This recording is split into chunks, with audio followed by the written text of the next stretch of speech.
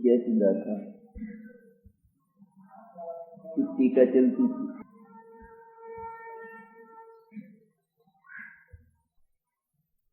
अज्ञानी क्या अपराध करता है?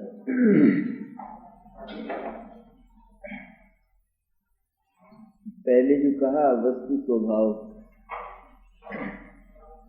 आत्मा अकेला ही है, मन शुद्ध ही है, और अकेला शुद्ध होने के कारण वह अकेला रागादि रूप नहीं परिणमता। ये तो आत्मा का स्वभाव बताया। रागादि रूप कैसे परिणमता है? अन्य के होने पर ही रागादि रूप परिणमन करता है। इसका अर्थ यह हुआ कि जो भाव किसी अन्य के होने पर होते हैं अथवा जिनको करने में आत्मा पराधीन है, वे भाव आत्मा के नहीं हो सकते, क्योंकि आत्मा अकेले स्वभाव वाला है और अकेला रागादि नहीं करता है, दूसरों का साथ होने पर रागादि करता है। इसलिए रागादि में और आत्मा में बहुत फर्क हो गया स्वभाव की अपेक्षा। जो समझदार है वो तुरंत इस बात का निर्णय करेगा कि जो राग द्वेष मुझे किसी दूसरे के होने पर करने पड़े और दूसरे के अभाव में मैं जिनको करने में असमर्थ रहूं, वे राग द्वेष मेरे कैसे हो सकते हैं और उन पर मेरा अधिकार भी क्या हो सकता है। इसलिए वे राग द्वेष मोहादि भाव जो आत्मा के एकाकी अकेले स्वतंत्र स्वभाव से विपरीत हैं, वे आत्मा के कर्म नहीं हैं। ऐसा जिसने जाना वह कर्मों से नहीं बंधता, और राग द्वेष मोह को अपना जानना, अपना मानना, ये अपराध, इसका नाम कर्म का बंध। क्योंकि आत्मा कोई अद्भुत तत्व है, निरंतर वस्तु स्वभाव को जानता हुआ, विश्व व्यवस्था को जानता हुआ आनंदित रहे, ये उसका निरंतर का प्रति समय का काम है। आत्मा हर समय प्रति समय आनंद का भोग करे, ये उसका कर्म है। ऐसा आत्मा हर समय आकुल व्याकुल रहे, दुष्कर्म है। क्यों रहे आकुल व्याकुल? जो पास में बहुत हो तो भी निरंतर यही शिकायत रहे, क्या है, कुछ नहीं है, यूं ही है। ऐसी शिकायत करके जीवन में प्रति समय दरिद्रता का, कमी का, अभावों का अनुभव करे और कष्ट पाए, तो उसको लोग भला आदमी नहीं समझते। ये ऐसी स्थिति आत्मा की कि जो आत्मा स्वयं स्वभाव से आनंद तत्व है, आनंद तत्व मिश्री की तरह, जैसे मिश्री को मिठास किसी से लाना नहीं पड़ता, लेकिन वह उसका स्वरूप ही है, स्वरूप ही है उसका। इस तरह आनंद वो आत्मा का स्वरूप ही है, और दह की तरह से वो आत्मा के भीतर भरा है। तो आत्मा उसका अनुभव न करके, उसका विश्वास न करके किसी दूसरे के विश्वास पर जिए, हम ऐसे आत्मा को अपराधी मानते हैं, ऐसा कहते हैं। जैसे अच्छे राष्ट्रों में भिक्षावृत्ति अपराध माना जाता है। यदि भीख मांगने वाला ये कह सकता है नहीं मांगता हूँ, आपको क्या तकलीफ है, आपको तो कोई कुछ कहता नहीं है, धक्के खाता हूँ तो मैं खाता हूँ, और इनके दिए हुए टुकड़े खाता हूँ तो मैं खाता हूँ, आपको तो कोई कहने नहीं आता है, और नहीं मिलता है और भूखा सोता हूँ तो मैं सोता हूँ। सरकार को क्या पंचायत है, लेकिन सरकार तो दखल देती है कि हम भीख नहीं मांगने देंगे। क्यों नहीं मांगने दोगे? क्योंकि यह मनुष्य स्वभाव नहीं। भीख मांगकर क्या तुम यह सिद्ध करना चाहते हो, अथवा हमारे सारे राष्ट्र में तुम इस बात का प्रसार करना चाहते हो कि सब भीख मांगे? कि आदमी राष्ट्र का जो नागरिक है वो ऐसा हो कि भीख मांगे? क्या तुम उसके उदाहरण बनना चाहते हो?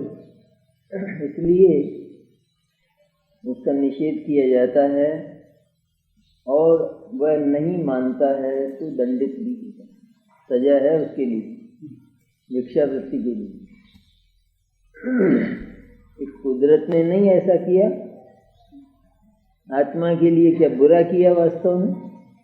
ये बात बुद्धि में उतरने लायक है या नहीं? कि अमृत तत्व आत्मा वह किसी दूसरे के सहारे होकर राग द्वेष मोह करे, अथवा राग द्वेष मोह के द्वारा वह किसी दूसरे के सहारे अपने आप को अनुभव करे। भगवान कहते हैं कि हम ये बात बर्दाश्त नहीं कर सकते, तो हमको इसमें शर्म आती है। तुम हमारी जाति के हो तो शर्म आती है। बहुत ऊंची जाति हो ना, जिस जाति में भिक्षावृत्ति की कल्पना भी न की जाए, और उसमें किसी अच्छे आदमी को भीख मांगता हुआ देखा जाए तो जाति वाले सिर नीचा करते। कोई कह दे ना उस समय तुम्हारी जाति का है नहीं, तो सिर किसका नीचा होता है? जाति का होता है ना पूरा। इसी तरह रागी द्वेषी मोही आत्मा, रागी द्वेषी मोही मैंने क्या, ये बहुत अच्छा बताया इसमें 3 लाइन में। तो आचार्य ने रहस्य भर दिए हैं मोक्ष मार्ग के।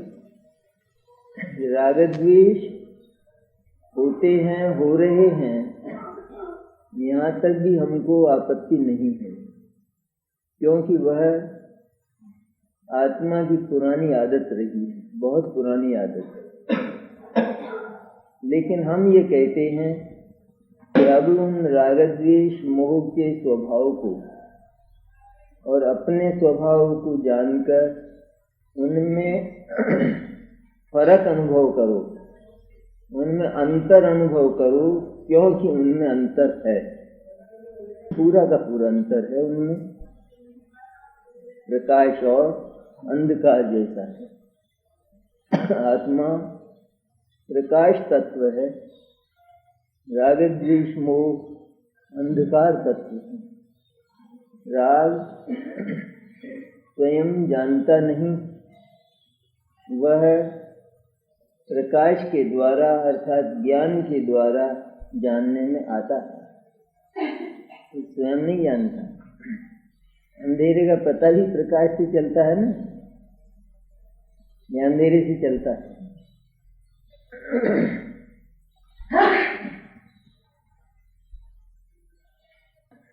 जिसकी आंख खुली हो, अंधेरे का ज्ञान उसी को होता है ना।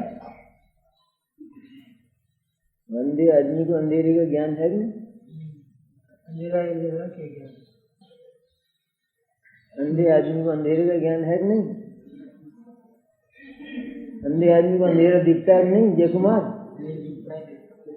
नहीं दिखता, वो तो कहता अंधेरा ही अंधेरा है।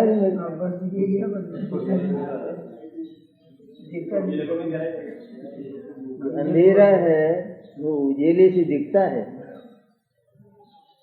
इस तरह राग द्वेष मोह ये अंधकार है, स्वयं अपने को नहीं देखते हैं, संतान ही अज्ञान की है, अंधेरे की संतान है, ये स्वयं जानते नहीं हैं, जाने जाते हैं।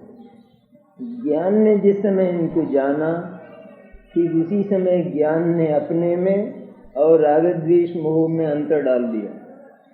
इसको कहते हैं प्रज्ञा क्षैणी। दो तो थे ही ये, न्यारे न्यारे तो थे ही, लेकिन ज्ञान ने इनको न्यारा न्यारा जाना। इसको कहते हैं द्विधाकरण, दो फाड़ करना।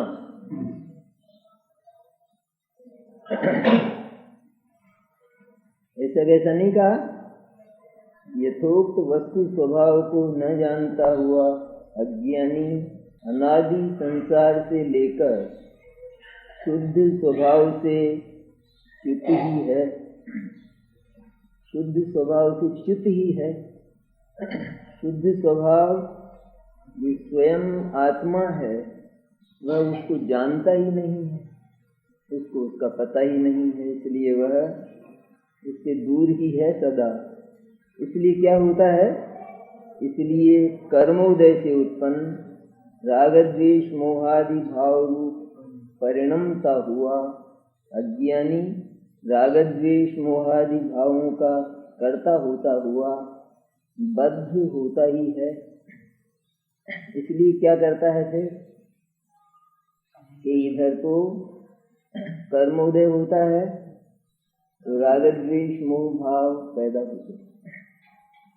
तो राग द्वेष मोह को परतंत्र और पराधीन कहा है। हमेशा ही किसी अन्य के योग में होने वाले भाव, उसका नाम विकार अर्थात राग द्वेष मोह भाव। तो वहाँ अन्य का योग कौन सा है कि और जगत के पदार्थ तो बहुत हों, लेकिन उनके होने न होने का कोई नियम नहीं, लेकिन वहाँ कर्म का उदय तो होगा ही होगा। जो मूल निमित्त है उस कर्म मूल निमित्त। इस तरह जो भाव कर्म के उदय में होते हैं राग द्वेष मोह, वे पराये परतंत्र और पराधीन हैं ऐसा न जानकर यह जानता है कि यह मैं ही रागी द्वेषी मोही हूँ। मैं ही, यद्यपि शास्त्र भी कहता है ऐसा कि आत्मा ही रागी द्वेषी मोही है, लेकिन उसमें मर्म है, उसमें पूरा का पूरा आत्मा रागी द्वेषी मोही नहीं है।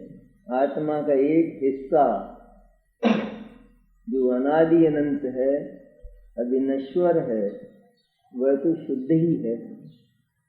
बात तो इतनी सी है आत्मा में, तो ज्यादा नहीं है विस्तार वाली।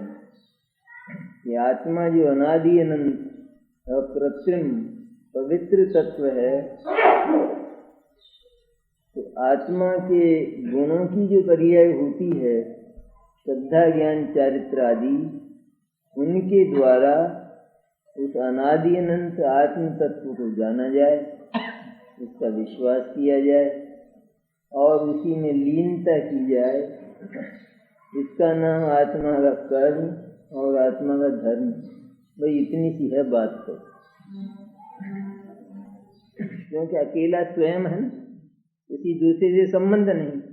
तो जितना कुछ होना है वो सबका सब इसी के भीतर होना है। तो क्या होना है, क्या है इसमें? ये द्रव्य और पर्याय वाला पदार्थ है बस, और सारी दुनिया वो तो रिजेक्टेड है, वो तो दूर है ही, उससे तो संबंध है ही नहीं। अब ये जो अकेला द्रव्य और पर्याय वाला आत्मा, तो द्रव्य मैंने जो आत्म सत्ता सदा से है, सदा रहेगी और अनंत गुणात्मक है। ये तो हो गया द्रव्य, ये तो है ही, क्योंकि वस्तु कभी पैदा नहीं हुई और उसका कभी नाश नहीं होगा। ये तो है ना वस्तु व्यवस्था। ये वस्तु व्यवस्था आत्मा के साथ होगी कि नहीं होगी? इसलिए आत्मा का एक अंश तो ऐसा है, दूसरा अंश ऐसा है कि जो बदलता है, जिसको पर्याय कहते हैं। और वो पर्याय आत्मा में क्या हो और कैसी हो कि जैसे उसके गुण हैं वैसी ही उसकी पर्याय होती है और होना चाहिए। नहीं, ये पुष्प है ना, फूल, जो फूल है वो एक द्रव्य, और इसमें से वो जो गंध और वर्ण इत्यादि हैं ये सब प्रति समय बदलते हैं नहीं। पहले गंध ही नहीं दिखती थी, अब गंध आने लगी। पहले वर्ण हल्का था, अब वर्ण तेज हो गया, इत्यादि इत्यादि दिखती हैं। पहले कली थी, अब फूल हो गया। तो ये परिवर्तन दिखते हैं नहीं। ये परिवर्तन कैसे होंगे? तो इस फूल जैसे ही तो होंगे। ये जितने भी परिवर्तन होते जा रहे हैं ये सब इस पुष्प के अनुकूल ही तो है ना। इसी तरह आत्मा में क्या हो, पर्याय आत्मा में हो तो सही, लेकिन क्या हो उसके भीतर जो है वही पर्याय में। तो आत्मा जानने देखने वाला पदार्थ है, तो वह यह जाने कि मैं अनादि अनंत चैतन्य तत्व हूँ, ये जानना हुआ है कि नहीं। वो अनादि अनंत वस्तु है ना, वो अनादि अनंत वस्तु और इधर ये जानने वाली पर्याय, वैसे पूरा आत्मा हो गया। इस पूरे आत्मा में ही सब कुछ अपना व्यवसाय, एक जानने वाला और एक जानने योग्य, ये स्वयं ही सारा व्यवसाय इसका इसके भीतर होना है, क्योंकि अन्य से कोई संबंध नहीं। मनुष्य है जैसे, तो उसमें उस मनुष्य को पूछा जाए कि तुम कौन हो, तो जीभ जवाब देती है कि मैं मनुष्य हूँ। तो उस जिह्वा जो शरीर का अवयव है उसने उस मनुष्यत्व का परिचय दिया तो नहीं दिया। तो जीभ का काम क्या हुआ कि वह परिचय दे। इसी तरह आत्मा में ज्ञान है, श्रद्धा है, उसका काम क्या हुआ कि वो आत्मा का परिचय दे, क्योंकि आत्मा परिचय स्वभाव वाला है। दूसरों से पूछोगे तो वो जवाब नहीं देंगे, अचेतन से पूछेंगे तो वो जवाब नहीं देंगे, क्योंकि वे परिचय स्वभाव वाले नहीं। उनका परिचय दूसरा देता है, वे स्वयं अपना परिचय नहीं देते हैं, क्योंकि उनमें ज्ञान नहीं। इसलिए आत्मा क्योंकि जानने वाला है, तो आत्मा को पूछा कि तुम कौन हो, तो जवाब नहीं दे, जो उल्टा सीधा दे। तो उल्टा सीधा क्यों दे? जो है तो बता, इसमें क्या झगड़ा है। किसी को उसका नाम पूछा जाए, जो नाम है वो बताए ना। पिता का नाम पूछा जाए तो जो पिता का नाम है वो बताए। उल्टा सीधा कौन बताएगा? उल्टा सीधा नाम बताता है नहीं। खुद का भी उल्टा, बाप का भी उल्टा, गांव का भी उल्टा, मकान नंबर भी उल्टा, मकान नंबर भी दूसरे का बताए, दूसरा फंसे फिर वहां ढूंढते फिर। ये धर्म है आत्मा का? मनुष्य का भी धर्म नहीं, आत्मा का धर्म होगा। ये आत्मा को पूछा जाए तुम कौन हो, मनुष्य हूँ, सोचता नहीं है कि अंधे हो गया? अरे भाई तुम मनुष्य नहीं है, लेकिन ये तेरे को नहीं सोचता है, क्योंकि तेरा मनुष्यत्व तो पूरा का पूरा स्मशान में मिल जाएगा, खाक हो जाएगा, तू भी खाक हो जाएगा। तो तू अपने आप को मनुष्य कैसे बोलता है? ये नाम झूठा है, ये गलत नाम बताया। ये भी नाम गलत है कि मैं रागी, द्वेषी और मोही हूँ। पूछे नहीं किसी को कौन हो तुम, कि मैं इस नगर का सबसे बड़ा बदमाश हूँ। ये नाम है, ठीक है, मैं सबसे बड़ा दादा हूँ इसका नगर का।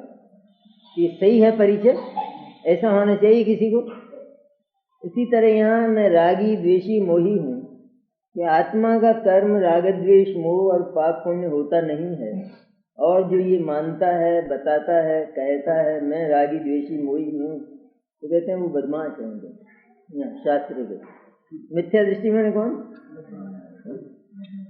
जो अपना नाम गाम गलत बताता है वो है।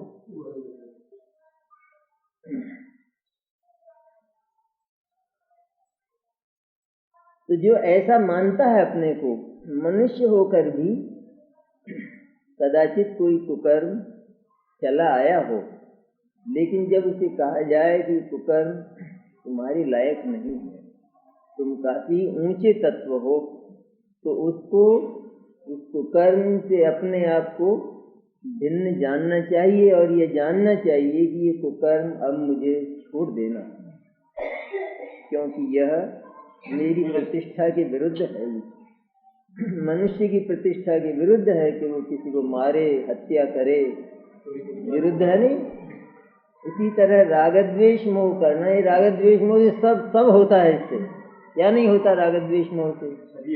जिसने अपने आप को रागी द्वेषी मोही माना, उसने आपको पाप भी माना और पुण्य भी माना। पाप में क्या नहीं करेगा? जिसने पाप ही अपने आप को माना तो वो क्या नहीं करेगा? सब कुछ करेगा। अनंत हिंसा उसकी तह में पड़ी है, उसके भीतर, जो अपने आप को पाप मानता है। पाप होते हुए भी अपने आप को पाप न माने, इतनी सुविधा, इतना अवकाश हर समय है, तब उसका पाप छूट जाता है। पर सबसे पहले ये तो जाने ना कि ये पाप और मैं, ये दो न्यारी चीजें हैं, अलग अलग। ये मैं नहीं हूँ। बुरी आदत कब मिटती है? वो तो सबकी है बुरी आदत, बहुत समय तक चली आई हो, लेकिन ये तो जाने ना कि ये जो अपनी आदत है, ये आदत अच्छी नहीं है। जैसे कोई धूम्रपानी करता हो, भंग पीता हो, ये तो जाने कि भंग पीना अच्छा नहीं है, तब फिर कुछ तो करेगा कि 4 बार पीता तो 2 बार रखेगा, फिर 2 बार को 1 बार रखेगा, और इसके बाद पर पहले ये तो जाने। तो जानेगा कब? कि जब वो उस आदत से अपने को अलग जानता होगा, ऊंचा जानता होगा, सुंदर जानता होगा, वर्तमान में ये जानता होगा कि वर्तमान में ही मैं इससे सुंदर हूँ, अच्छा हूँ, श्रेष्ठ हूँ इस आदत से। ऐसी दो बातें, दो भेद एक ही साथ एक पदार्थ में पड़े हुए हों, लेकिन ज्ञान भिन्न भिन्न जान लेता है, ऐसी ज्ञान की शक्ति है। उस ज्ञान को जगाते हैं सचमुच। तो रागद्वेष मोह को इतनी दिक्कत नहीं करते आचार्य कि वो तुम्हारी आदत है, वो चले आए हैं, हम उसके लिए नहीं कहते हैं, लेकिन कम से कम तुम्हारे पास जो ज्ञान है, जो इस लायक है कि वह तुम्हारे पवित्र आत्म तत्व को और उसके विपरीत चली आई इन आदतों को जान सकता है, इनको जानकर उस आत्म तत्व के प्रति प्रीति करो तो रागद्वेष मोह छूट जाएंगे। ये कला है एक तरह से। तो कर्मोदय से उत्पन्न रागद्वेष मोहादि भाव रूप परिणमता हुआ अज्ञानी, रागद्वेष मोहादि भाव रूप परिणमता हुआ। रागद्वेष मोह के साथ अपने को एकाकार, एक में एक अनुभव करता हुआ, रागद्वेष मोह के समय ही उसके बाद भी मैं कुछ हूँ ये न मानता हूँ, संपूर्ण रूप से अपने आप को रागद्वेष मोह रूप ही जानता हुआ अज्ञानी, रागद्वेष मोहादि भावों का कर्ता होता हुआ, जिसने अपना स्वरूप ही रागी द्वेषी मोही जाना और माना, तो उसकी पर्याय में परंपरा में रागद्वेष मोह ही होते हैं। ये दुष्कर्म करने वाला अपने आप को माना तो उसकी जीवनचर्या कैसी रहेगी? प्रति समय दुष्कर्म रूपी रहेगी। जिसने ये माना कि ये कर्म मेरा ही है और मैं ऐसा ही हूँ, ऐसा जिसने माना। जैसे लोग डकैत हो जाते हैं तो मानते हैं नहीं हत्या तो हमारा कर्म है, ऐसा मानते हैं। जब हत्या और मनुष्यत्व दो बातें हैं, एक नहीं है। मनुष्य उसको नहीं कहते कि जो हत्या करे, तो दो बातें हैं। तो वो ये जान सकता है कि नहीं कि ये मेरा कर्म नहीं, ये मेरा और कर्म ये फर्क कर दिया कि नहीं? यह मेरा कर्म नहीं, मैं ऐसा नहीं, तो ये मैं कौन है? उस कर्म से कोई अलग चीज है कि नहीं? तो ये जान नहीं सकता है, नहीं जानेगा तो कैसे छोड़ेगा? कोई आदत कभी भी छोड़ी नहीं जा सकती अगर यह न जाना जाए इस आदत के समय ही मैं इस आदत से कोई अलग चीज हूँ, पवित्र चीज हूँ। इसी तरह अज्ञानी नहीं जानता है, उसको आदत ही पड़ी है कि मैं तो पाप से अगर कदाचित भय हो जाए दुर्गति के कारण तो पुण्य के साथ लिपट जाता है, लेकिन जो पुण्य के साथ लिपटता है वो पाप के साथ लिपटा हुआ है क्योंकि जो पुण्य का फल है वो पाप को पैदा करेगा। पुण्य के फल को पाप के बिना भोगा नहीं जा सकता, ऐसा है पुण्य। चाहिए अपने को किम पाक फल कहलाता नहीं, किम पाक फल, उसको खाया जाए तो बहुत मीठा लगता है, लेकिन उसका परिणाम मृत्यु होती है। इस तरह पुण्य रूप जो कर्म है उसका स्वाद भले ही मीठा लगता है, लेकिन उसका फल मौत है। क्योंकि उससे प्राप्त जो सामग्री है यदि जीव उसको भोगता है तो फिर पाप पैदा होता है और ये पुण्य का सर्वनाश हो जाता है, समाप्त हो जाता है सारा का सारा। ये पाप और पुण्य की स्थिति सारी की सारी। घाव हो जाए ना, घाव जैसे उसमें जलन हो, ऊपर से ठंडा पानी डाले तो ठीक लगता है, लेकिन क्या होता है घाव का? वो पकता जाता है। तो लगता ठंडा है लेकिन घाव पकता जाएगा। तो पुण्य की स्थिति ठीक ऐसी है, ये भाव उन सामग्रियों को लाता है कि जो सामग्रियां आत्मा का भोग्य है ही नहीं। 5 इंद्रियों के विषय ये कोई आत्मा के भोग्य नहीं, आत्मा ने आज तक इनको भोगा भी नहीं, क्योंकि ये आत्मा से बिल्कुल आत्मा की सीमा के बाहर रहने वाले पदार्थ हैं और आत्मा इनके भीतर कभी जाता नहीं, इनको स्पर्श ही नहीं करता, तो ये कभी आत्मा की सीमा में आते नहीं, भोग कैसे हो? लेकिन जीव कल्पनाओं में भोग करता है, मिले कुछ नहीं और कल्पना करे, भूख मिटेगी? मिटेगी भूख? थाली सामने रख ले, कल्पना करेगा हाँ भर गया, पेट भर गया, बढ़ता जा रहा है, मृत्यु नहीं होगी। उसी तरह 5 इंद्रिय के विषय स्पर्श गंध वर्ण शब्द ये आत्मा से दूरवर्ती चीजें हैं, बिल्कुल जड़ हैं, और इनको भोग कर आत्मा करेगा भी क्या? मिलेगा क्या आत्मा को इनसे?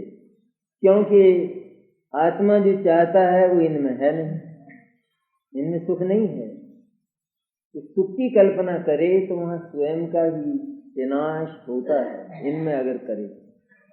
कुत्ता जैसे हड्डी चबाता है तो उसमें स्वाद सा लगता है ना, अब वो स्वाद कैसे हड्डी में से आता ही नहीं, वो हड्डी में है कहाँ स्वाद? तो दांत और टूट जाए, लेकिन वो स्वयं का ही खून निकलता है और उसी का स्वाद लेता है। मूर्खता की हद, और मानता है कि हड्डी में से स्वाद। ये स्थिति नहीं है जीव की। ये विषय उसके सानिध्य में उसके निकट होता है और विषय के संबंध में ये विकल्प करता है, विषय में से कुछ नहीं आता है और उस विकल्प में कल्पना में ये मानता है कि स्वाद मुझे इसका। ये रहस्य कौन बताए वीतराग और सर्वज्ञ के अलावा? जगत तो ये कहता है कि हाँ उन्हीं में से आता है और उन्हीं से पाप बनता है, इसलिए उनको ही छोड़ो। अरे वो तो छूटे हुए हैं, उनको क्या छोड़ो? इंद्रियों को कसो, इनको इंद्रियों को, इनको हड्डियों को कसने से क्या होगा? अपराध कौन करे और सजा किसको दे? वे अपराधी तो आत्मा है। पाप और पुण्य उसके भीतर पैदा होते हैं, उसके भावों में। शरीर में पाप और पुण्य का जन्म नहीं होता है। शरीर पापी और पुण्यात्मा नहीं होता है, और वो पाप और पुण्य का कारण भी नहीं होता है। वो पाप और पुण्य का फल भी नहीं भोगता है। क्या करे? उसमें अगर पाप और पुण्य होता हो तो उस निशान में सब अच्छा हो जाए काम, क्योंकि सब पाप और पुण्य जल के खाक हो जाए और आत्मा शुद्ध पवित्र सीधा मोक्ष जाए, तो फिर कुछ नहीं रहता है बाकी।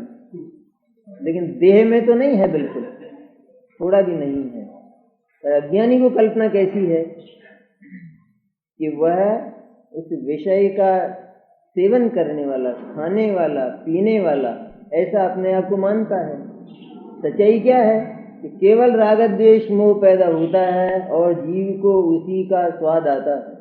कैसा स्वाद? आत्मा के लायक नहीं। आत्मा तो अमृत पीने वाला पदार्थ है प्रति समय, जिसका स्वाद विलक्षण होता है। सारी ही विषय जाति से जिसका स्वाद विलक्षण है, ऐसा आनंद आत्मा में है। इनमें स्वाद है ना, जड़ में स्वाद है नहीं? खट्टा मीठा कड़वा इत्यादि स्वाद होता है ना जड़ में, वो भी एक स्वाद है ना, चीज है ना एक। इससे विलक्षण प्रकार का अमूर्तिक अतीन्द्रिय स्वाद आत्मा के भीतर है, सतरूप में है। जब उसको नहीं जानता और इनकी लिप्सा आत्मा को होती है, इनके साथ जब एकत्व होता है आत्मा को, तो वह उन्हीं में कल्पना करता हुआ आनंद माना करता है। इनमें से कुछ आता नहीं, मानता ऐसा कि इनमें से आ रहा है।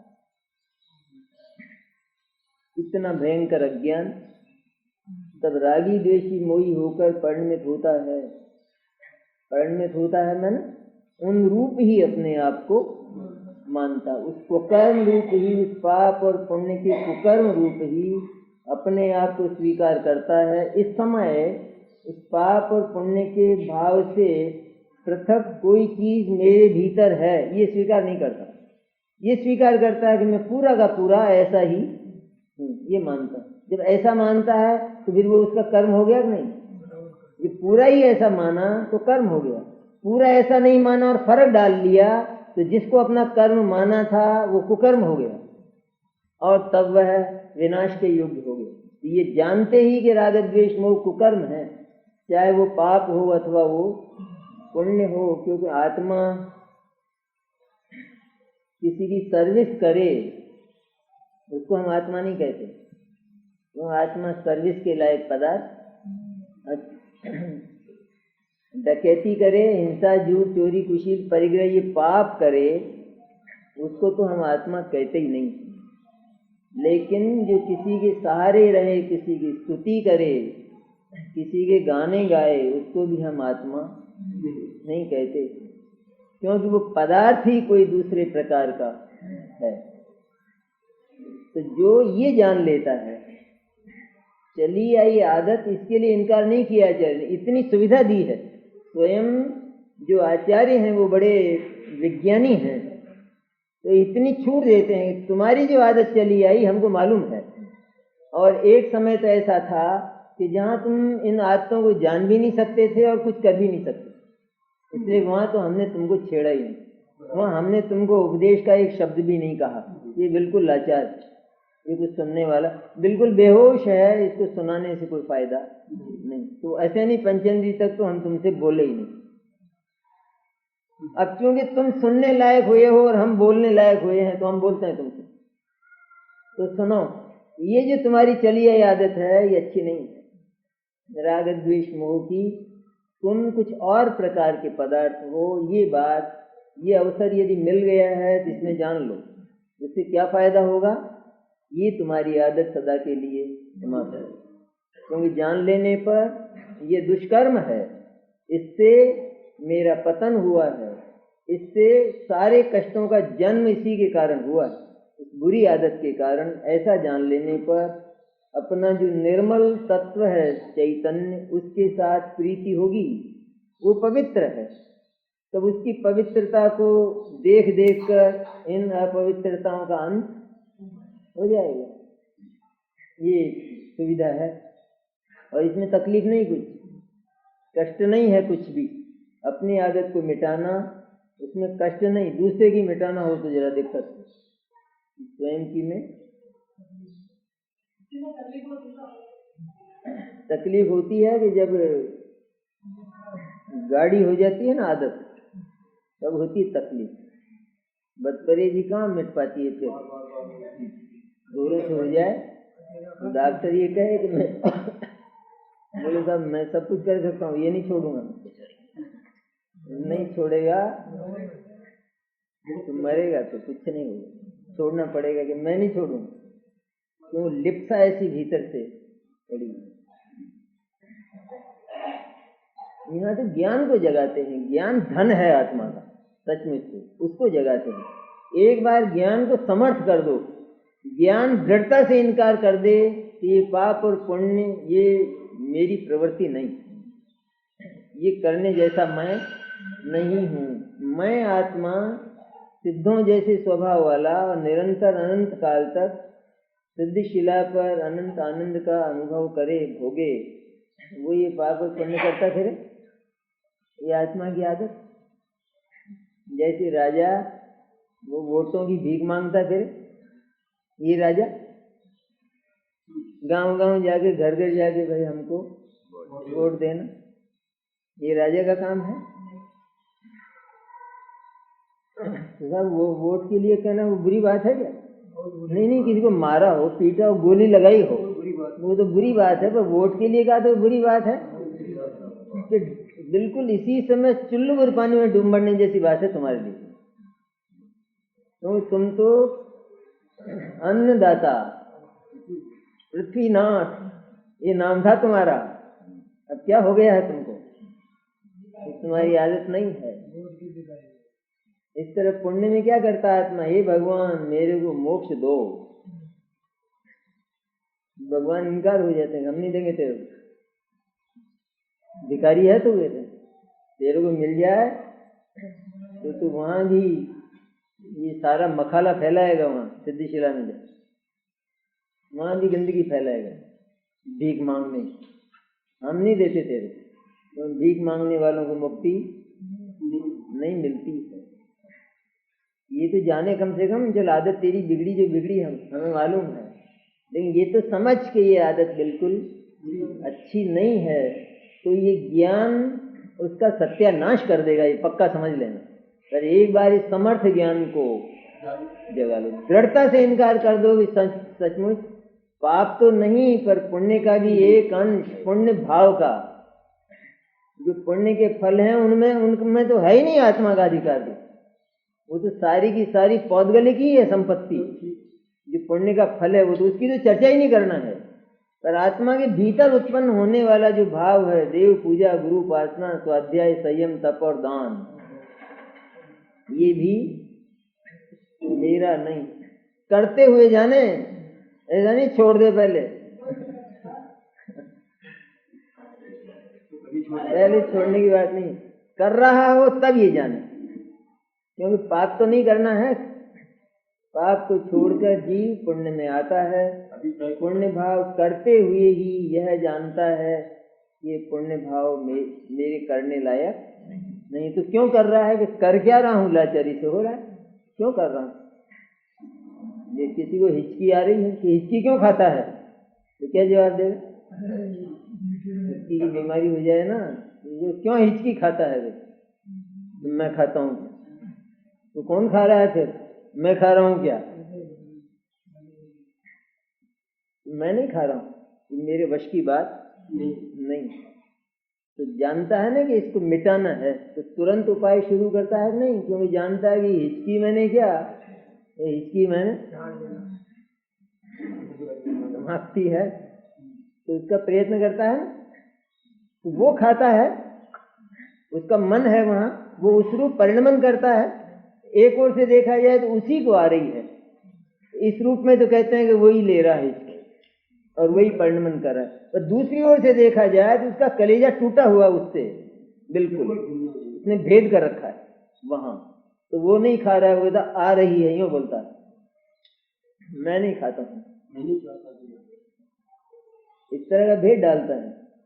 इस तरह राग द्वेष मोह से भेद डाले कैसा ही किसी भी प्रकार का 10वें गुणस्थान का राग हो, भले ही बहुत विशुद्ध, सबसे विशुद्ध, उससे अच्छा पुण्य नहीं होता है।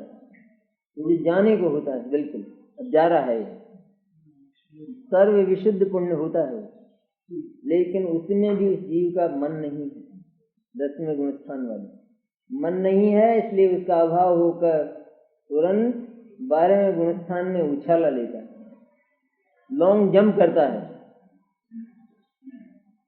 10वें से एकदम 12वें में होता लॉन्ग जंप, और ये राग यहीं रह जाता है। राग भी इतना भला, राग में इतनी बेईमानी नहीं है, तो वो भी यहीं रह जाता है। वो ही नहीं कहता मैं साथ चलूंगा, सदा से हूँ तुम्हारे साथ, निगोद से साथ हूँ, बोलो कैसे जा सकता हूँ, ये नहीं कहता है।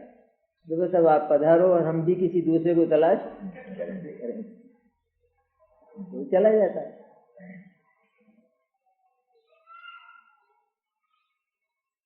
तो परिणमन करना शब्द महत्व का है इसमें, वो देखने लायक है कि जो ज्ञानी है वो राग द्वेष के होने पर भी राग द्वेष रूप परिणमित नहीं होता, अर्थात उसके साथ एक में होकर अपने आप को पूरा का पूरा रागी द्वेषी मोही अनुभव नहीं करता। ऐसा भेद डालता है, जैसे हिचकी आ रही है ना किसी को, तो उसने भेद डाला नहीं कि मैं और हिचकी ये दो बातें एक नहीं, मैं हिचकी ही हूँ तब तो मर, फिर क्या है, ये दवाई की क्या जरूरत। अगर तू हिचकी जितना ही है तो फिर तो कोई उपाय नहीं है, और जिसने ये जान लिया वो उपाय भी क्यों करेगा। लेकिन जो उसमें भिन्नत्व का अनुभव करता है वो उपाय करता है। यहाँ उपाय यह है कि सबसे पहले आत्मा और राग द्वेष मोह का आवरण है, तो हो उसके भीतर आत्मा जो का त्यों पवित्र और उज्ज्वल पड़ा है। अंधेरा घर होता है ना, अंधेरा, उसमें दही रहता है ना, दही जमाते हैं तो अंधेरे में काला नहीं हो जाता, नहीं होता, नहीं होता वो आपके यहाँ। अब उसको जाकर देखे तो, अंधेरे में जाकर देखे तो दिख जाएगा, अंधेरे में जाकर देखे तो दही दिख जाता है, तो काला हो गया कि नहीं, काला भी नहीं हुआ। क्या विचित्र है ना।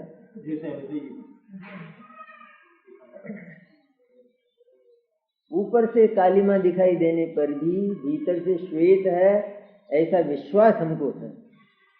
अगर हमको ऐसा विश्वास हो कि काला हो जाएगा तो फिर हम उसको रखेंगे वहां, लेकिन ऊपर से काला दिखता है, तो उस काले का रंच भी प्रवेश उसकी सफेदी को, और जहाँ सफेद है वहीं काला है, उसके ऊपर ही, लेकिन उसको थोड़ा भी उसका स्पर्श, दोनों न्यारी न्यारी भाव हैं। ये स्थिति आत्मा की है कि चैतन्य दधी श्वेत धवल और उसके ऊपर राग द्वेष मोह का काला आवरण।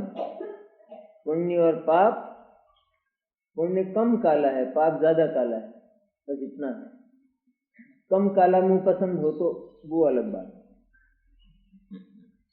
भाई काला थोड़ा लगाओ, क्योंकि परतंत्रता वो आत्मा को खप नहीं सकती, चल नहीं सकती है। पूरी स्वतंत्रता, वस्तु ही पूरी स्वतंत्र है, इसे थोड़ा भी परतंत्र भाव वो उसका कर्म नहीं हो सकता। ऐसा जान लेने वाला वो उस रूप परिणमित नहीं होता, ये खास बात जानने की, उस रूप परिणमित नहीं होता, अर्थात उसके साथ एक में एक होकर अपने को पूरा का पूरा वैसा नहीं मानता है, पर मैं इससे अलग चीज हूँ ऐसा मानता हुआ वो उसका क्षय कर देता है। और अज्ञानी क्या करता है कि राग द्वेष मोहादि भाव रूप परिणमता हुआ अज्ञानी राग द्वेष मोहादि भावों का कर्ता होता हुआ बद्ध होता ही है। जिसने अपने आप को राग द्वेष मोह से अभिन्न माना, एक माना, अर्थात पूरा की पूरे आत्मा को रागी द्वेषी मोही माना, आज भी यही स्थिति है।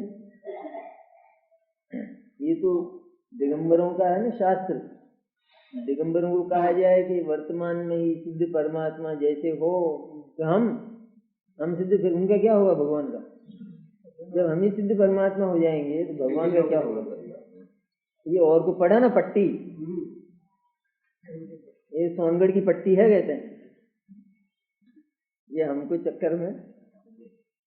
अब ये क्या कहा है यहाँ, ये अज्ञानी परिणमता है राग द्वेष मोहरूप। ज्ञानी राग द्वेष मोहरूप नहीं परिणमता, पर शास्त्र ये कहता है कि ज्ञानी को राग द्वेष मोह तो होते हैं। वो तो सभी कुछ हम भी देखते हैं, होते हैं ना। सम्यक दृष्टि को, सम्यक दृष्टि तीर्थंकर, सम्यक दृष्टि चक्रवर्ती, सम्यक दृष्टि इंद्र, ये सब बड़े बड़े आदमी सम्यक दृष्टि होते हैं नहीं। चलो बेचारा कोई झोंपड़ी वाला होगा उसकी छोड़े अपन बात, लेकिन ये तो बड़े आदमी है ना सब, तीर्थंकर चक्रवर्ती इंद्र सब बड़े आदमी हैं। इनके पास वैभव कितना होता है, और सारे वैभव को काम में लेते हैं नहीं। तो राग द्वेष हम तो देखते हैं। सब आचार्य कहते हैं तूने सुना नहीं हमने जो कहा, वहां राग द्वेष तो होते हैं, लेकिन वो राग द्वेष रूप परिणमता नहीं है। और अज्ञानी राग द्वेष रूप परिणमन करता है, अर्थात वो तद्रूप अपने आप को अनुभव करता है। ढाई सब नहीं करती है उसका, बच्चे का सब करती है कि नहीं, सारा लाड प्यार सब कुछ, जितना कुछ माँ को करना चाहिए वो सब करती है। पूरा प्रेम देती है कि नहीं उसको, बच्चे को, मेरा बेटा मेरा बेटा, ऐसा नहीं बोलती, ऐसा बोलती है चोंटे भरती है। नहीं, चोंटे भरने वाली दाई को रखो तो रखोगे, एक आध दिन भी रखोगे तो 10-5 जगह भर लेते, उसको तो नहीं रखेंगे। तो मेरा बेटा उसको चुम्बन करे, उसको पाउडर लगाए, सब करे, ऐसी कोई रखोगे ना। जो मेरा बेटा करती है तो उठा के नहीं भग जाएगी, ऐसा कोई नहीं सोचता, अलग नहीं मानती अपने को। जितना भी उसका चल रहा है ना स्नेह कर्म से अपने आप को बिल्कुल न्यारा मानती है, क्योंकि बालक पराया, इसलिए स्नेह भी पराया। स्नेह का संबंध बालक से है, मेरे से नहीं। ऐसा नहीं मानती, मान सकती है कि नहीं मान सकती, या नहीं मान सकते। ये पाप के चोंटे फोड़ने का चुंबन न्यारा नहीं माना जा सकता। आत्मा ऐसा नहीं है, मैं ऐसा नहीं हूं सचमुच, क्योंकि मेरा स्वरूप, सारी सृष्टि बोलती है, एक एक जो एटम है, परमाणु, वो बिल्कुल न्यारा अलग थलग है। तो आत्मा ऐसा नहीं है, आत्मा भी ऐसा ही है। ऐसे स्वरूप को जानता हुआ ज्ञानी तो राग द्वेष मोह रूप परिणमन नहीं करता, और अज्ञानी राग द्वेषी मोही अपने आप को मानता है। हम तो वर्तमान में तो सीधे सरल शब्दों में कहा जाए तो क्या है, तो वर्तमान में तो हम अशुद्ध ही हैं, और धीरे धीरे गिरनार पे तप के शुद्ध हो जाएंगे। शुद्ध कैसे हो जाए, गधा घोड़ा कैसे हो जाए। जो वर्तमान में गधा ही है तो उसको कितना लगाया जाए पाउडर, और लगाएंगे गधा ही है तो जो अशुद्ध ही है पूरी तरह से, वो शुद्ध कैसे हो जाएगा। जो कोयले को कितना साबुन लगाए तो सफेद हो जाए, तो मूल में अशुद्ध है। लेकिन कोई खड़िया हो, चौक हो, और वो कोयले के पाउडर में गिर जाए और उस पर ऊपर से काला आ जाए, तो उसको तो साफ किया जा सकता है। लेकिन जो कोयला है वो मूल में ही, वो तो द्रव्य में ही, वो तो पूरा का पूरा काला है ना। तो उसको कितना सारी दुनिया का साबुन लगा लिया जाए तो एक कोयला वो श्वेत नहीं हो सकता है। इस तरह जिसने ये माना कि मैं आत्मा, मैं तो वर्तमान में अशुद्ध ही हूं, तो अशुद्धता को उसने अपना स्वरूप माना। तो जिसका अशुद्धता स्वरूप है उसको कितने ही तप के साबुन लगाओ वो ठीक नहीं हो सकता। कैसे होगा ठीक। इसलिए वर्तमान में ही चली आई अपवित्रता से द्रव्य न्यारा है, अलग है।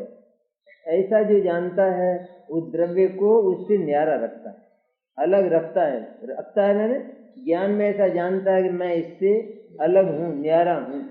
तो ये इसका नाम पवित्रता, ये पहली पवित्रता जानने की। जिसने ऐसा जान लिया वो उससे फिर सदा के लिए अलग हो जाता है। तो शुद्ध ही नहीं है तो शुद्धता आएगी कहाँ से।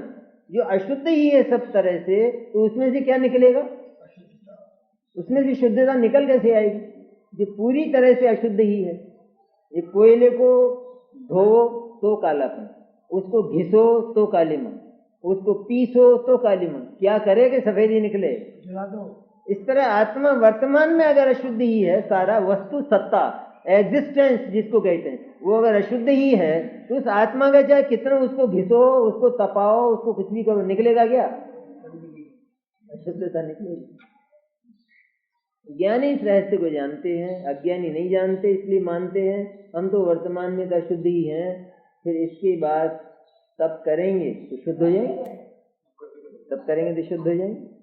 अभी जो अशुद्ध है स्वभाव कभी नहीं बदलता, ये नियम कानून, ये सृष्टि का कानून। ये जो अचेतन है परमाणु, वो चेतन हो जाएगा। अगर स्वभाव बदल जाते हों तो जो जड़ है वो चेतन हो जाएगा, और जो चेतन है वो जड़ हो जाएगा, लेकिन स्वभाव कभी नहीं बदलते हैं। इसलिए जो अशुद्ध ही है, अशुद्धता जिसका स्वभाव हो गया, वो कभी भी बदल नहीं सकता है। लेकिन स्वभाव पवित्र होने पर भी जिसकी आदत अपवित्र हुई है, तो क्योंकि आदत नई आती है इसलिए आदत चली जाएगी। जिस जुकाम है ना आदमी को, तो वो आदमी ही जुकाम बन जाए तो फिर उसका इलाज कहाँ है? लेकिन आदमी अलग है और वो न्यारी चीज है, तो उसका इलाज हो जाता है।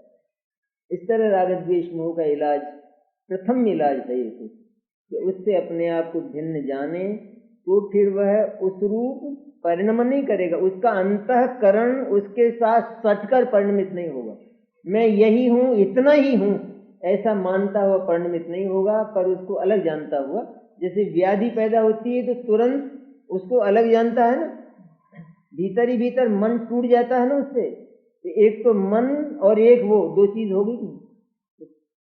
इस तरह से राग द्वेष मोह की व्याधि से जिसका मन टूट गया है, ऐसा ज्ञानी वो उसके साथ एकाकार होकर परिणमित नहीं होता। लाखों रुपए गिनता है कैशियर बैंक का, और आज मेरे पास 10 लाख है, तो पूछा ना मैनेजर कितना है भाई तुम्हारे पास? 10 लाख है 10 लाख उसके पास। तो कितनी उंगलियां चलाता है जैसे कोई खुद के ही हों, और किसी को एक नया पैसा ज्यादा नहीं देता। अरे भाई कोई कहे कि तुम्हारा है क्या? नहीं मेरा तो नहीं, बैंक का, तो दे दो फिर। एक नया पैसा नहीं देता। कोई लेने आए तो लड़े झगड़े गोली खा ले उसके पीछे। इतना सब होने पर भी भीतर से, और जिस दिन उसका थोड़ा सा मन बदल जाए उसी दिन सेंट्रल जेल को। ऐसी स्थिति है। और काम कितना करता है? ये सब करते हुए भी सारे कार्य के प्रति परत्व है उसका, मेरा बिल्कुल नहीं है। ये स्थिति नहीं हो सकती ज्ञानी की। सब कुछ इस तरह के भावों में परिणमन करता हुआ ज्ञानी उनसे अपने आप को भिन्न अनुभव करता है, तो वो कर्म से नहीं बनता। अज्ञानी तद्रूप परिणमन करता है, इसलिए वो कर्मों से बंधता है। ये पीछे देखना जरा सा, ऐसा नियम है, नियम क्या ये कानून है कहते हैं।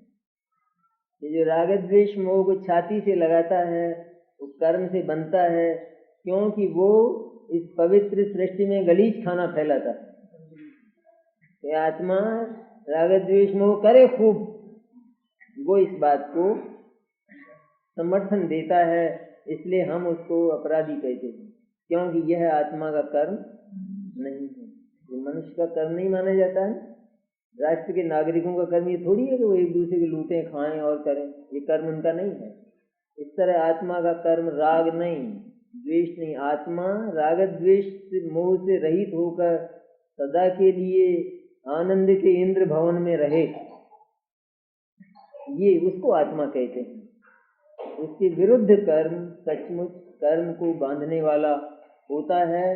इससे ये सिद्ध होता है कि कैसा भी राग द्वेष हो, वो पाप रूप हो अथवा वो पुण्य रूप हो, वह अपराध है। एक छोटा अपराध और दूसरा बड़ा अपराध, पर है दोनों अपराध।